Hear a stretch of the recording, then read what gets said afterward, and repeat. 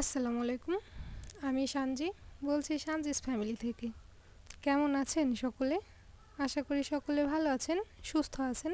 আলহামদুলিল্লাহ, আল্লাহর অশেষ রহমতে আমরা সকলে বেশ ভালো আছি। ঈদের পর বেড়াতে আসছিলাম বাবার বাড়িতে, আর বাবার বাড়ি থেকে আজকে চলে যাব, তাই একটু বেশি তাড়াহুড়ায় আর চাপে আছি। কারণ হচ্ছে কিছু কাজ আছে সেলাইয়ের, সেগুলো করা শেষ হয়নি। আর সকালবেলায় এই মিক্সিটা হচ্ছে শেষ করলাম। এটা হচ্ছে একটু আলাদা, এটা হচ্ছে গলাটা গোল না, হচ্ছে চার কোনা গলা, স্কয়ার গলা বলে যেটাকে, সেটা। আর হচ্ছে এটার বুকে কুচি দেওয়া সমান করে। এমনিতে এর আগে একটা মিক্সি বানিয়েছিলাম, সেটা বেশ ভালো হয়েছিল আর পরতেও বেশ আরামদায়ক, একটু ভিন্ন ডিজাইনের। সব কিছু মিলিয়ে মায়ের কাছে ওইটা বেশ ভালো লাগে, সে কারণে এই মিক্সিটা হচ্ছে এই একই নিয়মে সুন্দর করে বানিয়ে দিতে পারলে পরে মিক্সিটা বানানো তো সুন্দর হয়েছে, আরও একটা বানানোর আছে। আর সেটা হচ্ছে এই এক ডিজাইনের বানাবো না, ওইটা হচ্ছে রেগুলার যে মিক্সি হয় সেগুলো বানাবো। হঠাৎ করে খাটের নিচের লুকানো গুপ্তধন দেখা গেল। আসলে আমের সিজনে আম তো থাকবেই আমাদের ঘরে, আর সেটা অবশ্যই যতই থাকুক যেখানে ফ্রিজে, খাবার ঘরে, এখানে ওখানে খাটের নিচে থাকতেই হবে। আর সেরকম এখনও আছে। আর এগুলো হচ্ছে অর্ডারের কাজ ছিল, আজকে যেহেতু চলে যাব তাই আজকে তারা নিতে আসবে। আর এগুলো একদম ঠিকঠাক করে রাখছি যেন তারা আসলে তাদের হাতে দিয়ে দিতে পারি। এখানে হচ্ছে দুইটা থ্রি পিস ছিল, থ্রি পিসের সালোয়ারটা কিছুক্ষণ আগেই বানানো হয়েছে, তাই এটাও একেবারে ঠিকঠাকভাবে ভাঁজ করে রেখে দিলাম জায়গা মতন। আর এর সঙ্গে আরও কিছু ছিল টুকটাক, যেগুলো হচ্ছে ছোট বড় করতে হয়েছিল, সেগুলো সব কাজ শেষ। এখন এগুলো একেবারে ভালো করে প্যাক করে রেখে দিচ্ছি। আজকে যেহেতু চলে যাব তাই এমনিতেই একটু মনটা খারাপ, কোনো কাজে মন বসবে না। তবে আজই আমার একটু কাজের প্রেশার বেশি। এমনি দিনগুলোতে সব ঠিকঠাকই ছিল, কোনো কাজকর্ম ছিল না, শুধু খাও দাও ঘুরো আর হচ্ছে মায়ের সাথে গল্প করো। তবে আজকে হঠাৎ করে একটু বেশিই কাজ পড়ে গেল। এই থ্রি পিসটি এনেছিলাম অনেক দিন আগে, বানাবো বানাবো করে, যেহেতু এসেছি বাবার বাড়ি তাই আলসি অনেকটা বেশি, তাই হচ্ছে এটা রেখে দেওয়া হয়েছিল। আর আজকে ভেবেছি আজকে সবগুলো কাজ শেষ করে তারপর হচ্ছে এটা কেটে বানিয়ে নিয়ে যাব। তবে হয়তো বা বানিয়ে নিতে পারবো না, তবে এটাকে কেটে তারপর হচ্ছে নিয়ে যাব। যে কোনো জামা কাপড় দেখা যায় যে একবার কাটা হলে সেটা বানাতে খুব একটা সময় লাগে না, আর তাই হচ্ছে আজকে এটা কেটে নিব। আর তার আগে আপনাদের সাথে এটা একটু শেয়ার করছি। থ্রি পিসটা অন্ধকারের মধ্যে দেখানো হয়েছে, তারপরও খুব বেশি চকচক করছিল। আর থ্রি পিসটি অনেক বেশি সুন্দর লাগছে আমার কাছে। কাজকর্মর ফাঁকে একটু খাওয়া দাওয়া করা হোক। এখন হচ্ছে খিচুড়ি খেতে বসেছি, আর হচ্ছে তার সাথে আমের আচার। গ্রামের মানুষের অনেক বেশি সুবিধা যে তারা গাছের টাটকা তাজা ফল শাকসবজি খেতে পারে। আর এখন বসেছি টাটকা ফল খাওয়ার জন্য। গাছের কাঁঠাল আর হচ্ছে গাছের ডয়ে, এই দুইটা হচ্ছে এখন খাওয়ার জন্য বসা হয়েছে। গাছের ফল আর মাখাবো সেটা কি কিনে আনা জিনিস দিয়ে হতে পারে, তাই গাছ থেকে মরিচ আর হচ্ছে গাছ থেকে সওয়াজ পাতা দুইটা নিয়ে নিচ্ছি, এগুলো দিয়ে মাখিয়ে খাবো। আর তার ফাঁকে একটু গাছের পরিচর্যাও করা যাক। এই গাছটা অনেক দিন আগে আমার ছেলে লাগিয়েছিল, সে একেবারে এই অপরাজিতা গাছের সিম সহ এখানে হচ্ছে মাটির নিচে চাপা দিয়ে রেখেছিল। সবগুলো গাছ অনেক বেশি সুন্দর হয়েছে, আর যেহেতু একেবারে লতালো হচ্ছে তাই আমি গাছের মাথা থেকে কিছুটা অংশ কেটে দিয়েছি, তাই হচ্ছে ওখান থেকে ডালপালা ছড়িয়ে গাছটা একেবারে ঝাপড়ানো হবে, তখন গাছটা দেখতে আমার কাছে একটু বেশি ভালো লাগবে। আর এখন এগুলো দিয়ে মাখিয়ে নিচ্ছি। মরিচটা এত বেশি কচকচ করছিল, মানে একেবারে টাটকা, মাত্র গাছ থেকে ছিঁড়ে নিয়ে আসলাম, দেখে মনে হচ্ছিল যে এখনই খেয়ে নেই, কিন্তু এটা দেখে মনে হওয়া পর্যন্তই, কারণ আমি খুব বেশি একটা ঝাল খেতে পারি না, তো ওভাবে রেখে দিয়েছিলাম।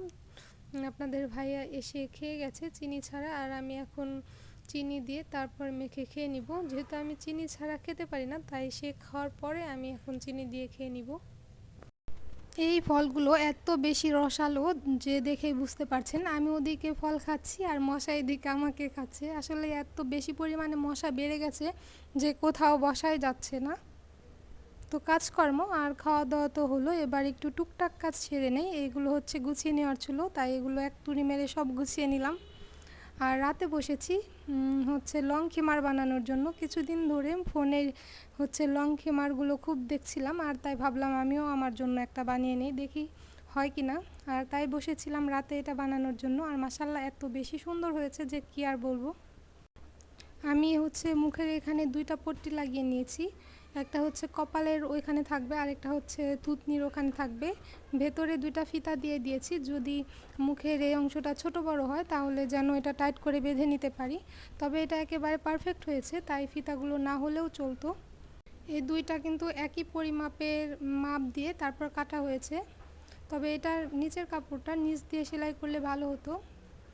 আর এখানে হচ্ছে আমি একটু লেস লাগিয়ে নিয়েছি, এটাও ঘরে ছিল সেটা দিয়ে। আর আমি এখানে যেহেতু সেলোয়ারের কাপড় আর ওড়না 2টা মিলিয়ে বানিয়েছি, তাই এখানে প্রায় 5 গজের মতন কাপড় ছিল। যারা 5 ফিট লং আছেন বা তার চেয়ে একটু বেশি তারা হচ্ছে 5 গজ নেবেন, আর যারা হাইট একটু কম তারা হচ্ছে 4.5 গজ নিলে হয়ে যাবে।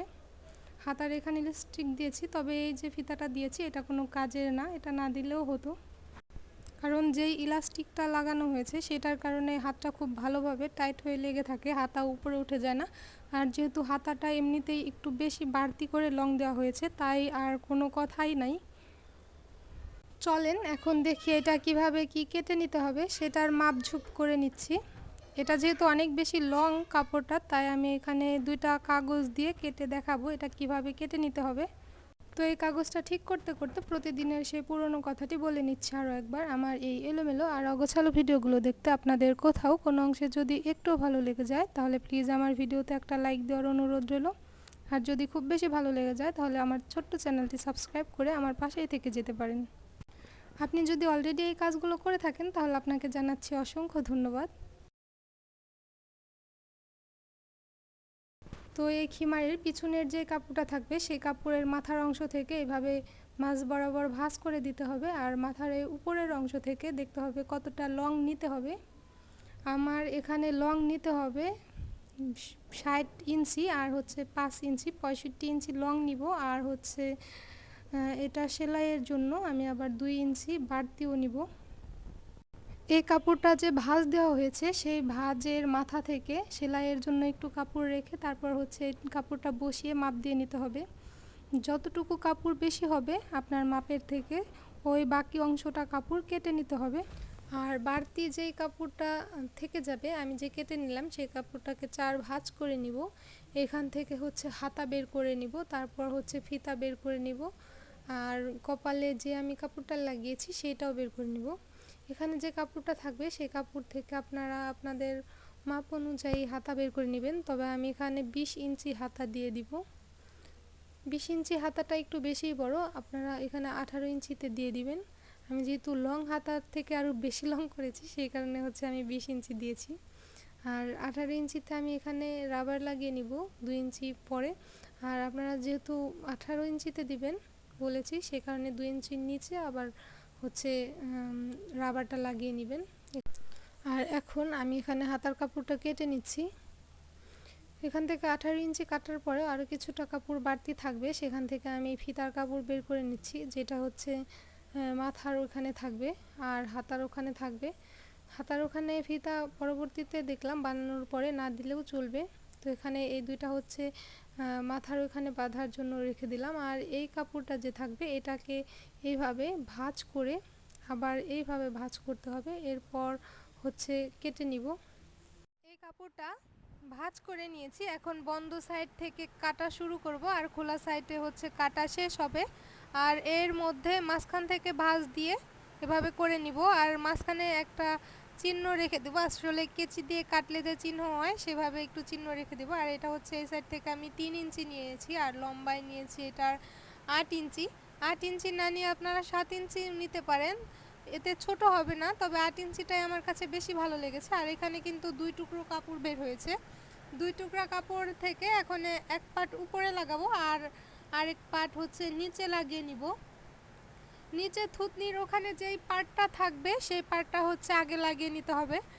আর এই উপর থেকে কতটা ইঞ্চি আপনারা হচ্ছে কাপড়টা লাগাবেন সেটা দেখিয়ে দিচ্ছি এখন। 10.5 ইঞ্চিতে লাগালে একেবারে পারফেক্ট হবে। 10.5, 10 বা 11 ইঞ্চি এমন পরিমাপে হচ্ছে লাগাতে হয়। আর নিচের যেই বাকি অংশটা আছে এটা হচ্ছে উল্টা করে নিয়ে তারপর সেলাই করে নিব। আর তারপর ওই কাপড়টাও হচ্ছে সামনের পাটের কাপড়টা জোড়া লাগিয়ে দিব। এখন দেখিয়ে দিচ্ছি কিভাবে কি সেলাইতে হবে। দুইটা হাতা জোড়া লাগাতে হবে আর নিচের অংশটা ভাঁজ করে তারপর হচ্ছে 4 সাইডে সেলাই করতে হবে। আর এখন আমি এটা সেলাই করে তারপর নিয়ে আসছি। এখানে হচ্ছে এই যে কাপড় আর লেস, এখন এটাকে সেলাই করে তারপর নিয়ে আসব। তো বানানোর পর জিনিসটা ঠিক এইরকম হয়েছে, পরে দেখিয়ে দিচ্ছি। আর এটার ফিতা না বাঁধলেও হয়, ভেতর থেকে বাঁধতে হয়, তো এটা আমি বাহির করে দেখিয়ে দিচ্ছি। আজকের মতো এই পর্যন্ত। সকলে ভালো থাকবেন, সুস্থ থাকবেন, আমাদের জন্য দোয়া করবেন। আল্লাহ হাফেজ।